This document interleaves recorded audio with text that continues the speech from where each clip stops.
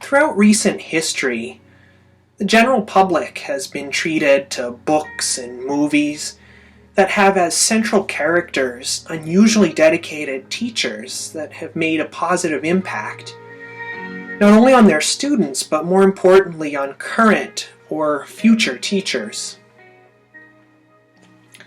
Such books as Anne of Green Gables portray examples of very committed teachers.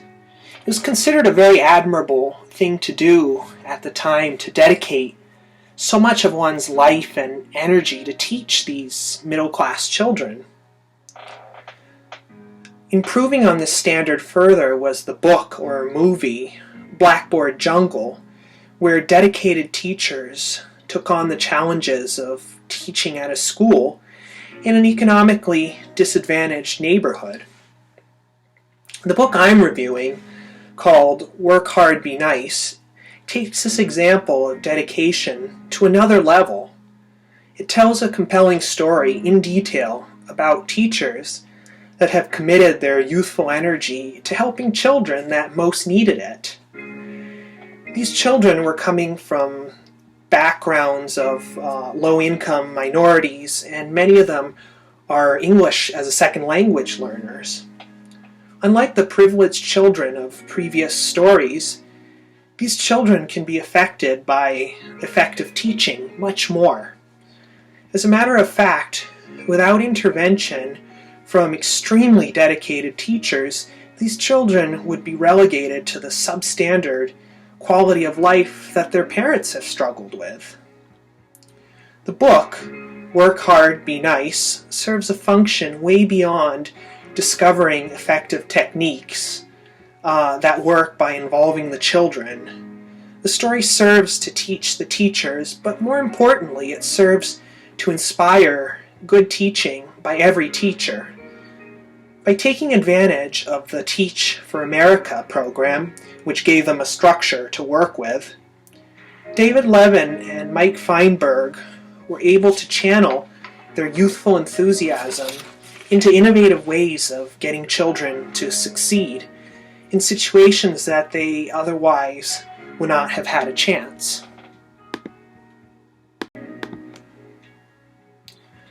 When wondering about the exceptional motivation that these two Ivy League graduates had for dedicating themselves to education when they had so many other options, one must look at their childhood experiences with education.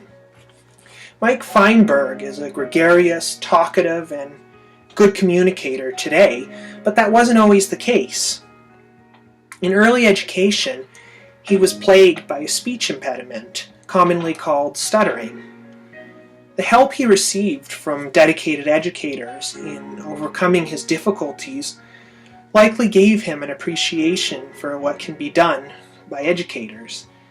This may be explained by wanting to pass on the benefits he received to another generation of children. From his experience working with children in Israel who were coming from Ethiopia, an empathy with disadvantaged minorities may have developed in his personality. This would help him with children who spoke other languages and came from different cultures. In the case of David Levin, a similar difficulty in learning arose in his early years. This was aggravated by very high expectations in his very successful family. He was able to overcome the reading difficulty with help, again from dedicated educators, going on to qualify as a valedictorian of his high school.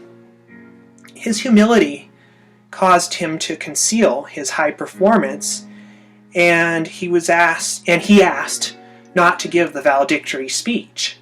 He was eventually forced to reveal, at least to his family, his academic ability. One can see how this would have given him more sympathy for students that were working from a disadvantage. The two young men met at the training for Teach for America that they were going through in California and decided to work together. Once they had positions in Houston, Texas, they decided to drive across the Southwest. During that whole drive, taking turns verbalizing grandiose plans for completely revamping education. Once in Houston, despite limited resources, they decided that at least in their 5th grade classes, they would tackle what wasn't working. They soon realized that what worked for other school districts wasn't working for the schools where most of the children, if not all, were from very low-income immigrant families, with many of the children being English learners. Anyone can give a test that could be used to select the most qualified and promising students and then claim success from this selection of students that are going to be successful anyways. The school within a school program that they started was open to all children who were motivated to improve their opportunities. They named their program KIPP from the first letters of the phrase, knowledge is power. They immediately set out to change things for the benefit of their self-selected group of children. This involved bypassing or ignoring many of the existing rules. These children and their parents agreed to school hours that went from 7:30 in the morning until 5 p.m. with Saturday morning classes and additional schooling during the summer. With all the additional hours, the children would be expected to be very bored and resist were it not for the energy and inspiration of these exceptional educators.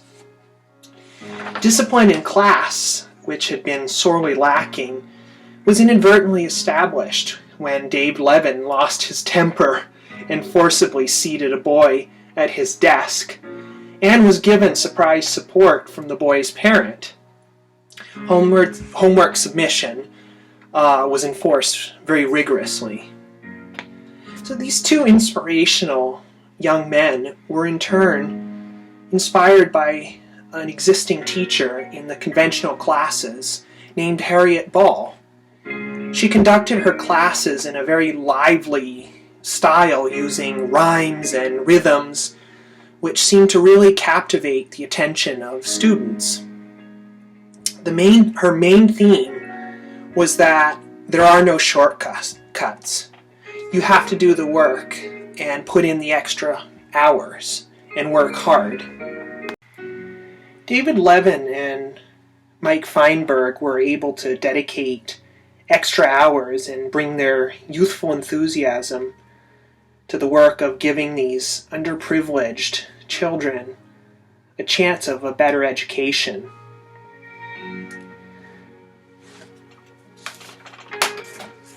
They would pay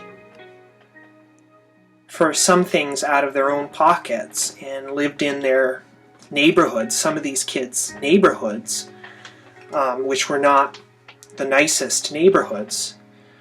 Discipline for some of the boys was easier to impose by tall male teachers. This combination of attributes may not always be realistically expected of other teachers.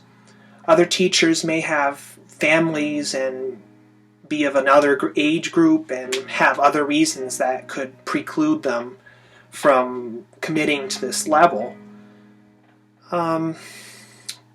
Even so, their story serves a purpose of giving a standard to aspire towards.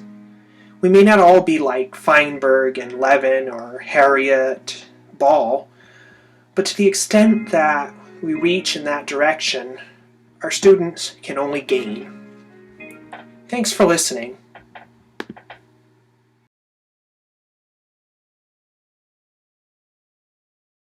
Not the 2 liter, but the 1. Get your neck back, leader. That's a cold box. Not the 2 liter, but the 1 liter. And the milliliter, and I drop it full the milliliter, and I drop it full in the kilometer to Mickey D's about 8 blocks away. How long is a meter? From the woods alive, each and every day. How long is a decimeter? That's a half a hand. 2 decimeters make a whole hand. And a centimeter, my nail bed. Look. Come on, brag to me. Look, this is what I said. And the millimeter, I ain't no nail. No, scratch your voice out like a little kitty cat. Well, I don't want you to squint your tail. That's the little bitty one. That's right. millimeter, the millimeter. Break it down and show me how you choose for these other measures. How do you choose for these other measures? Like the liter. Come on, that's a quarter mile. Not 2 liters, but 1 liter. And a milliliter. And I for the